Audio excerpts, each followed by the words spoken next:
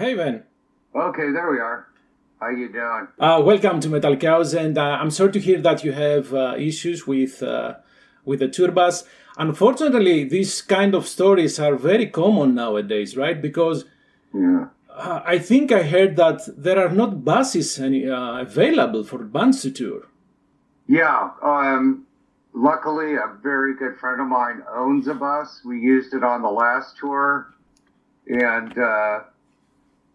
all the other bus companies are booked solid. I mean, bands are just started being able to tour last year, and they're way behind on income as a Yes. result of that. So everybody's out right now, and it is common once in a while to have a bus issue, but unfortunately, this one was very uncomfortable. Oh man, I'm sorry. I'm sorry to hear that. And it's is it a little bit of an oxymoron to hear that everybody's happy to see live music again, but then Yes. we have so many issues. Everything has gone up. Everything has become more expensive than it was. Insanity. Well, you need to look at something. For 2 to 2.5 years, touring was pretty much stopped. Right. And so the booking agents aren't making money, the bands aren't making money, the promoters aren't making money, and the venues aren't making money. So you could see them trying to make up for that at the second half of last year, putting three bands together that could probably draw 5 or 10,000 on their own. You had Breaking Benjamin, Bush, and Alice in Chains.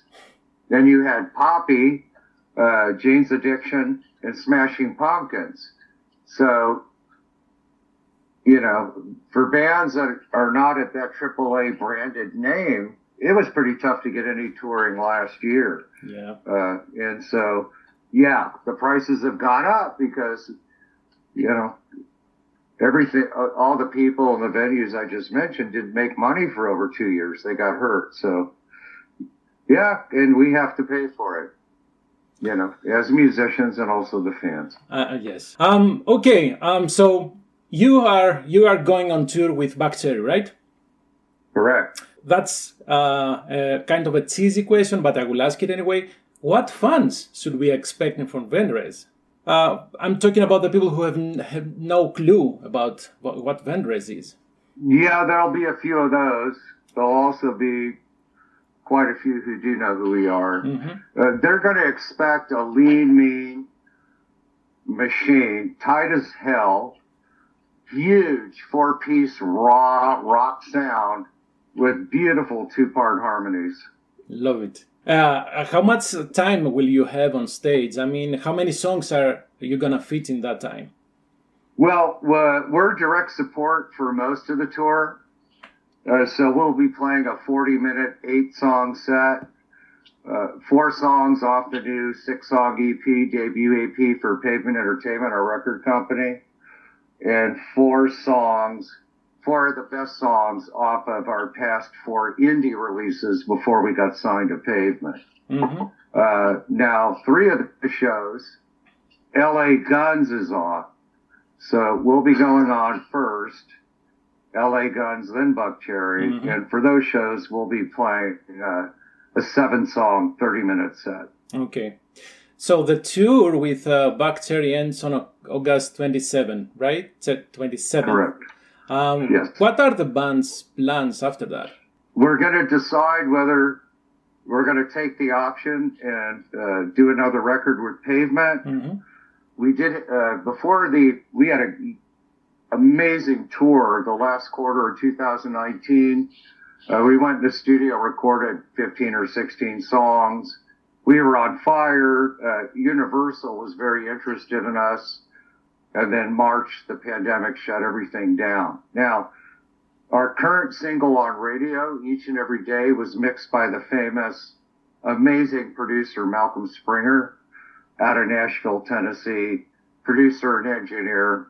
He's produced and mixed so many hits for so many big bands. I mean, most of the Matchbox 20 hits were all produced and mixed by him. So the radio promoter, Eric Baker, our manager, Bob Chiappardi, and Malcolm are all in Nashville. But Malcolm and Eric work 95% with Universal. So last week we were at 41. Our first single, Show Me, hit 16 on the Billboard BDS chart. So I'd say by next week we'll have 2 top 40 rock hits off a 6-song EP. Mm-hmm. And if Universal wants to sign us, then we'll probably opt out of a second record with Pavement and record a full-length LP. I'm not sure what's going to happen. I will know shortly after the tour ends. It's kind of exciting to have the great unknown. I can assure you, either February or March, we'll be releasing a new record. We'll have a new video for the radio single. Mm-hmm. And we will be on tour in April for a very long time.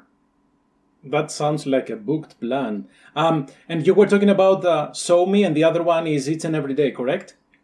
Correct, yeah. So it's interesting, and it's kind of sad that you wrote this song 2 years ago when the world was in a different state. However, the lyrics are still relevant to what's happening today. Yeah, it's kind of interesting, isn't it? You know, when division is accepted as harmony, none of us are free. You know, the George Floyd incident, I think, really shook this country up. Mm-hmm. It also created the division already there and amplified it. In January, I moved from Los Angeles, where I've lived my entire life, born and raised native, to Las Vegas. Although I was living in a pretty nice 2-bedroom apartment facing 3rd Street near Farmers Market, and I had an outdoor sun deck facing 3rd Street. The first major riot in Los Angeles was right there. Oh, so I had a front row seat to literally thousands of people destroying my entire neighborhood. And I mean, that shook me up. I mean, I couldn't believe what I was saying. I mean, they destroyed so many city blocks, looted all the stores. I never in my life believed I would ever experience anything like that. And I felt completely helpless to defend myself or my property.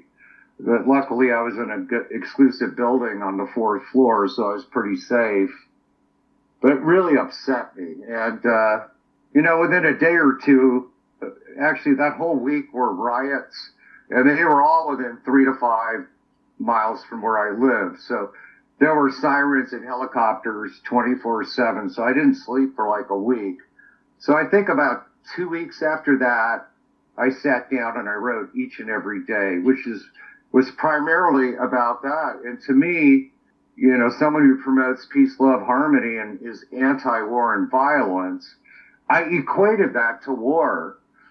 So that's why I have a line in one of the verses, you know, diesel fuel and army boots, you know, we've got much more to lose. Mm-hmm. And what I meant by that was what's going on here in this country, because to me it looked like a civil war. And I think, even though we're not having riots in the street right now, the division, I think, is even worse right now than it was then. Unfortunately, I agree. And I know during the pandemic, many people were talking about going to doing some self-search, some self-improvement. And I think we have become even worse now. No, I think it brought out the word. I think there were a lot of people that had a very bad side to them that they seldom showed. True. And the pandemic just, you know, like the person who's gets on that keyboard and can do whatever they want that would never do it to your face, just multiply that by, you know, millions. And so I think that people just they just started showing who they really were, where they were hiding it before. And I think that there's a lot more good people than there are bad people. Although, you know, I think we're on the verge of a revolution in this country, and I'm not quite sure where it's going. I feel a responsibility to write lyrics that talk about what's happening. You know, I always take a shot or two at government and tyranny, every record. You know, I write about my experiences and other people's experiences, things people can learn from and relate to who are going through the same thing. You know, I'll have a fantasy song here or there, but I haven't seen anybody doing that since, you know, Bob Dylan and John Lennon were my inspirations. And I mean, Jason and I could have sold out and written some poppy BS and gotten far ahead quicker, but refused to do that. But I don't really see any, you know, I'm a humble guy, but in speaking the truth, I really don't see any other bands writing lyrics like I am today, which are very similar to what John Lennon and Bob Dylan were doing at the time, you know, of the 60s and 70s and so on. I think this partially stems from the fact that nowadays people do not really listen to music. They can just hear 3 minutes or maybe 2 minutes of a song, listen on the melody, and they don't actually go through the lyrics because sometimes, yes, they have something to tell you. And I don't know, it's something that we have stopped doing, maybe. Yeah, that's the biggest difference from the 60s and 70s that I see as today's world. I think a lot of people just listen to the music and they don't even really hear what you're talking about. Yes. When you're singing. Well, you know, I think they do with some bands. I mean, if you look at Stained, there's just no way you're not hearing what he's writing about.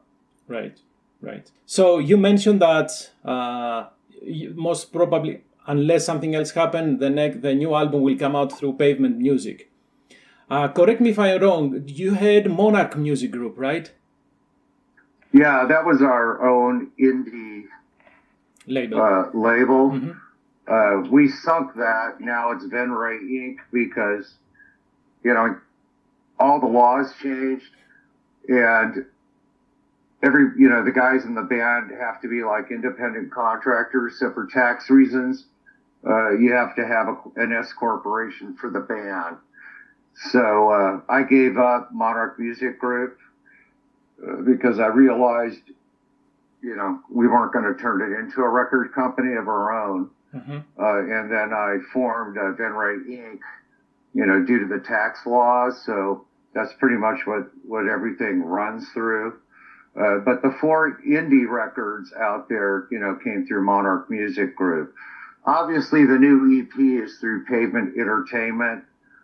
We can't sell physical copies unless on tour. So I can't sell them on my website. It's a Sony label. So if you want the physical CD, you can buy it on, you know, Amazon.com. It's a good way to get it. You can go to our website, Venrez, Venrez, theband.com, and there's a link to buy the new album that'll take you to retailers you can buy it from.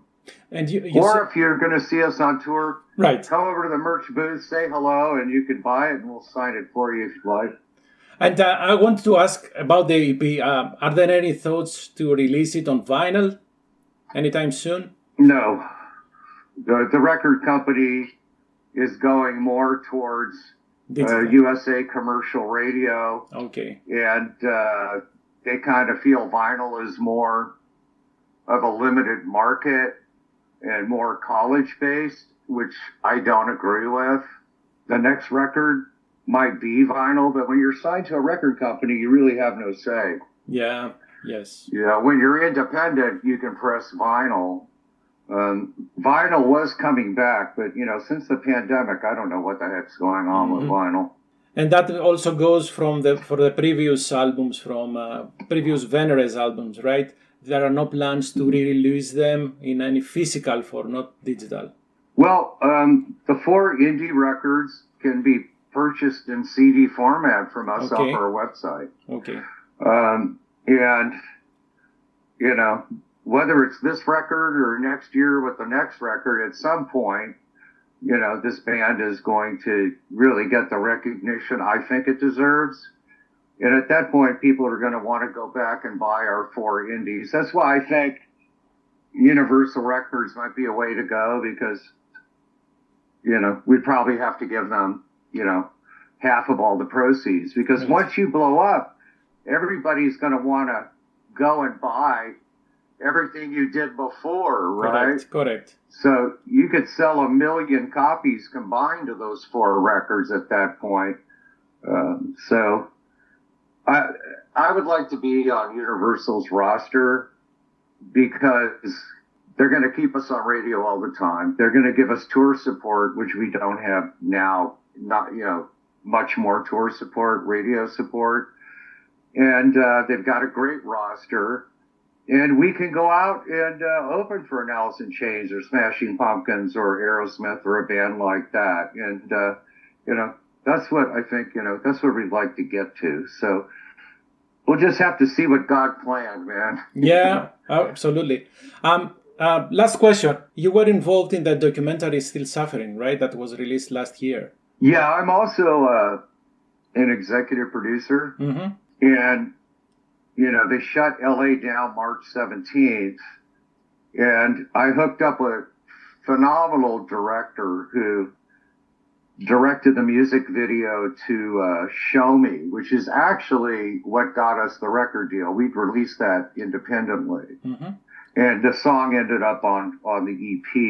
And she, we lacked visuals. We hadn't had directors really do the right job.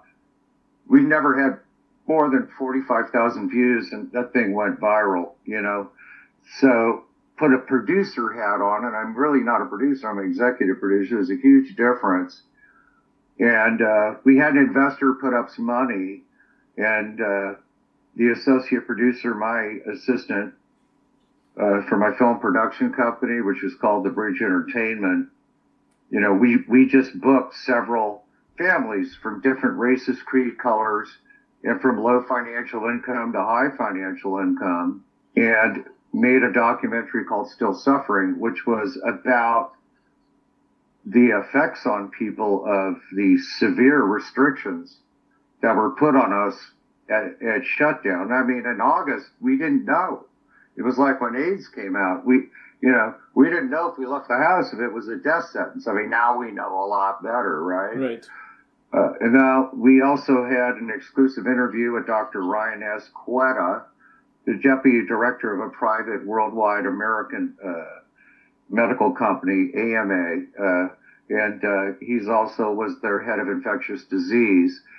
And he headed the first responding team to our first major outbreak in Kirkland, Washington, at that 120-bed facility that was abandoned by everybody who worked there. And they had drones, the press, flying through there while people were dying. He was trying to do his work, and he was a humanitarian, and he refused to interview with any major network, CNN, any of them. And actually, a dear friend of mine, who's Filipino, who I called up to potentially get a Filipino family to interview, said, I can get you, how about the first responder to Kirkland? And I knew I had to find a doctor for the film. So we spoke on the phone, and he had just finished fixing it at 752 nursing homes between Kirkland and Silicon Valley. And he was actually on his way to LA before going back to Dubai, where he was based. And him and I became best friends from the first phone call, and I got his exclusive interview. You can watch it on Amazon, or you can go to Tubi and watch it for free with commercial interruptions. It's called Still Suffering, and it documents a historical period that, and period pieces like that, I think are relevant for years to come. The last one was the Spanish flu epidemic, and because that was so long ago, there was no way to really document it the way we documented it with today's technology and cameras, That must have been a hard, maybe difficult to go through all this material and relive in some extent this period, right? And learn about other aspects of the pandemic that you didn't know, correct? Absolutely. I mean, everybody who's seen it, who's got back to me, could relate to at least something. Yes. You couldn't see your dying wife. You couldn't see your dying husband. You couldn't see your dying father or mother. They would call you literally a half hour before they died or where they were comatose. A lot of situations where If you could have gone in and held your loved one's hand, they might have lived. You know, it was just horrible. And my mother, 2 weeks after the shutdown, had a huge obstruction in her intestine and was rushed to the hospital. My dad had died the year before, and he was a doctor, so she didn't have him. And she's in this hospital, and everybody's, in hazmat suits. It takes away the humanity of the people taking care of you. I couldn't go see her. She called me after about a week and a half and told me, I don't think I'm going to make it. And I gave her the biggest pep talk I could, and thank God she had the strength to find a will to live. And she succeeded, and she lived, and she got out. She's still here with us. That's great. But I almost lost my mother, and that's what gave me the idea to make the movie. Thank you for your time. Appreciate it. And please have a great tour with BUCKCHERRY. And really waiting to hear more news about the next Venrez album. Thank you very much, Ven. My pleasure. Nice meeting you. Have Absolutely. a good day. You too. Bye-bye. Bye-bye.